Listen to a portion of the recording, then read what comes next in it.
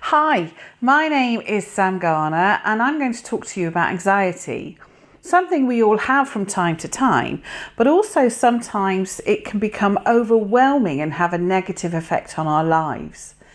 Now, anxiety is considered a fear of the unknown, not knowing what is going to happen, having no control over a situation and worrying about a negative outcome. We like feeling in control and we like situations we can control. Feeling some anxiety is perfectly normal. A small amount of anxiety when we're nervous about something can heighten our senses and performance for a short period of time. Excessive anxiety that stops us doing things or leads to physical symptoms isn't good. Excessive anxiety can creep up on us over time, or it can appear after a traumatic event or loss. Whatever the cause, we can work on anxiety to stop it becoming overwhelming. We can reduce our anxieties so that our anxiety is at normal level. When we do feel nervous about something, that is anxiety, and our body releases a little bit of adrenaline and cortisol, which improves our performance. That's why some anxiety is good. It helps us prepare for the things we are nervous about. However, overwhelming anxiety can mean our brains go into fight or flight or panic freeze mode. Did you know actually that sometimes when we're anxious or stressed or we hear bad news, an automatic reflex reaction is to smile or laugh? It's called the friending response, where we somehow want to reduce the seriousness of what is happening. We still laugh about my dad. The time we rang him to say I've fallen off my horse and I was in hospital and I'd broken lots of bones, he laughed down the phone. But it is a natural reaction. Anyway, back to adrenaline and cortisol. Too much adrenaline and cortisol, or prolonged exposure to adrenaline and cortisol, damages our immune system, so we become ill. So we need to manage our anxiety for our health, our physical health.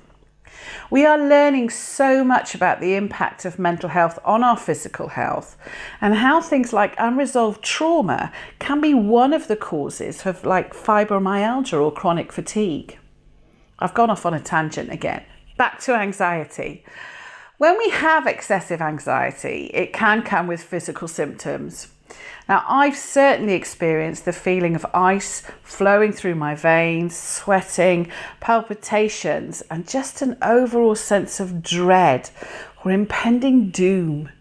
Maybe that sounds familiar to you. The funny thing is that in most cases, what we are anxious about might never have actually happened or not really happen that often.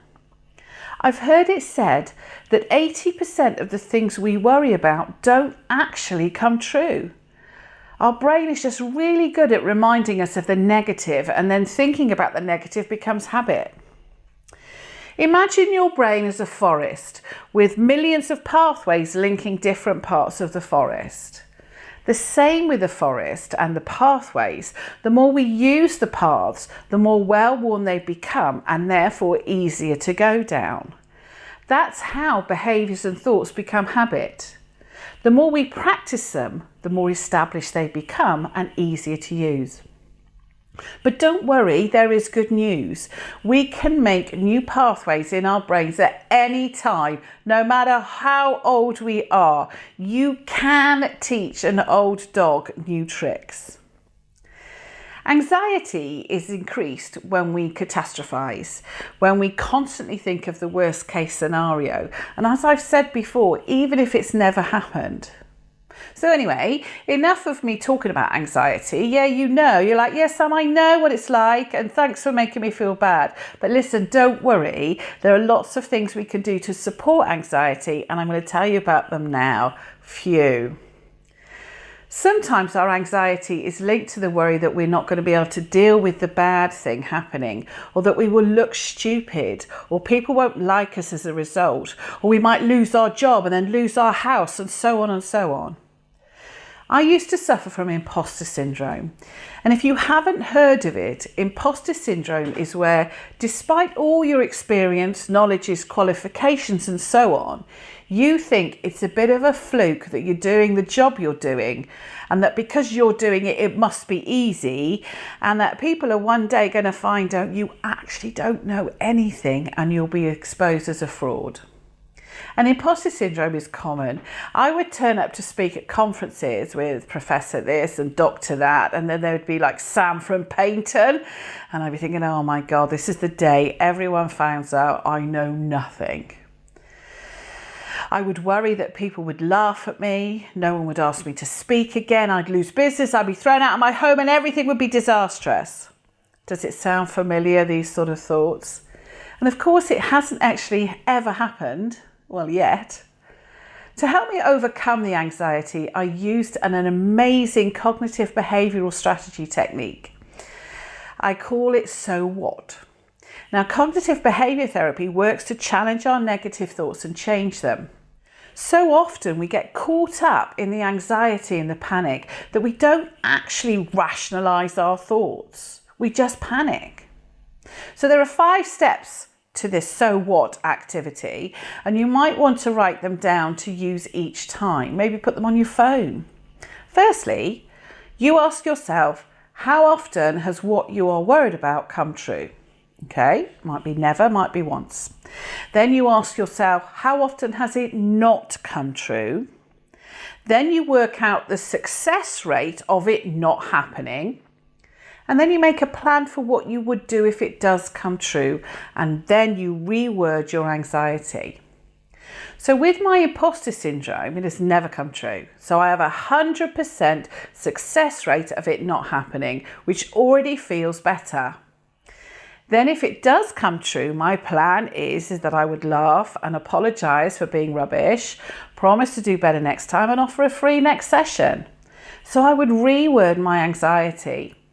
Instead of saying, oh my God, you're rubbish and people will find out, I would say, look, I'm nervous, but my success rate is really good. And if it does come true, I have a plan and I will be okay. Now, doing that technique once isn't going to fix the anxiety. You've got to keep doing it to grow the new path in your brain forest and let the old one grow over.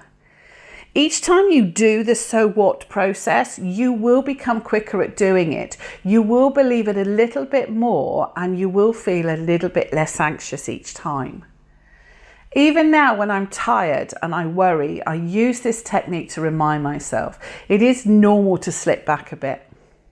So I'm going to try to transfer it to your scenario now. I know you all work on a really tight schedule and you don't want to let people down. So sometimes you may become anxious and worry about being late or behind schedule. Your excessive anxiety might be telling you all sorts of terrible things that will happen if you're late. But take some time to rationalise it. How often have you ever been late? It might be never, or it might be a few times. It might be more than a few times.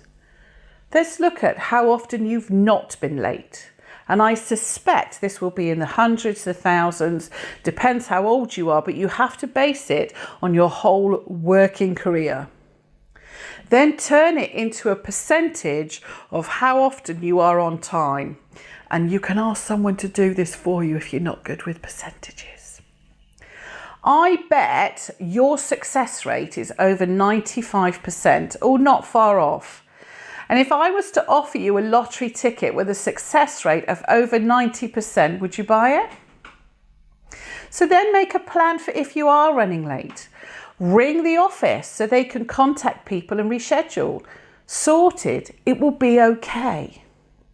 If your success rate is quite low, rather than keep panicking, plan to think about what can I do to change that. It's about thinking rationally and not catastrophizing and letting the anxiety take over. So, how often has it come true? How often does it not come true? So what is my success rate? What will I do if it does come true? And how will I reframe it so I think differently about it?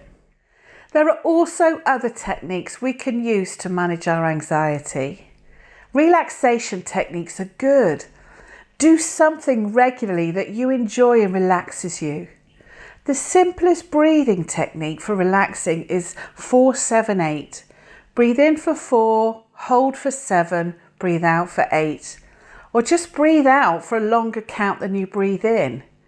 It's something to do with the blood gases or some stuff like that. Meditation and mindfulness works for a lot of people, but doesn't work for everybody. I like a nice bath to relax me when I'm stressed. If you have something big you are working towards and it feels overwhelming, break it down into smaller steps. You don't train for a marathon by getting up and running 26 miles. You build up to it slowly, running a mile one week, 2 miles another week. Listen to me talking like I know how to train for a marathon. In my case, the way I train for a marathon is watch somebody else do it. Break down overwhelming tasks into small steps and plan each step as you do it so you feel in control and prepared. If something doesn't work, don't worry. There is no failure, only feedback to try it a little bit different next time or try something else. Another technique is to completely distract yourself by thinking of something that makes you laugh or smile. Have a meme that makes you smile on a key ring or in your car or on your phone. What makes you laugh, and think about it. Watch funny things. I will always laugh at the thought of my mum getting in the wrong car outside Walmart when we were on holiday in Florida. I mean, goodness knows what that poor American man in the car thought. I mean, it's just hilarious. Think about what makes you laugh. It's difficult to feel anxious when you're laughing. Now, a lot of anxiety is linked to low self-esteem and the worry that people will think less of us or that we won't be able to cope when the worst happens. Work on your self-esteem. Believe in yourself and your ability to deal with what life throws at you. You're here now, so you've done okay up to now. None of us are perfect, but we are all good enough and lovable. Remember that. You are good enough and you are lovable exactly as you are. Believe in yourself. Every day, recognise the positive things you have achieved. Instead of finishing work thinking all the things you didn't get done, remind yourself of all the things you did achieve. If you didn't achieve it, it wasn't a priority. Use kinder language on yourself. Don't set yourself unattainable targets or pick up sticks to beat yourself with. Don't dismiss your achievements. And also make sure you talk to people about how you're feeling. When we bottle things up, our brain can twist our thoughts and they can become so believable no matter how illogical they are. Talking our anxieties through with someone can help our problems seem reduced. And I know Bluebird provides a lot of support for you. A problem shared is a problem halved. So remember, anxiety and feeling anxiety is entirely normal. If it becomes overwhelming, rationalise the anxiety with the process, the so what technique, and also work on your self-esteem. Remind yourself how great you are and how fantastic you are for doing the job you're doing now. You're making a positive difference to the world, and there's not a lot of people who are able to do that. Thank you for listening.